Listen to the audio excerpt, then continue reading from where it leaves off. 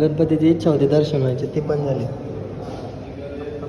सिद्धीचं दर्शन होईल परत जाताना बघू ना आता. मग काय मी म्हणले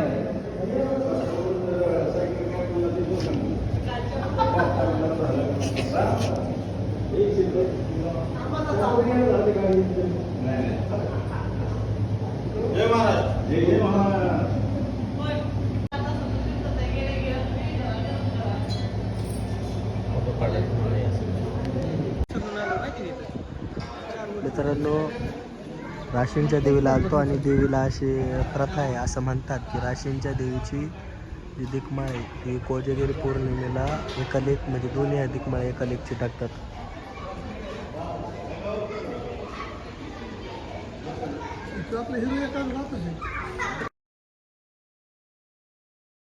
आता काही दिसत पाणी बिणी असतं काही हा. इथून आत जायचं.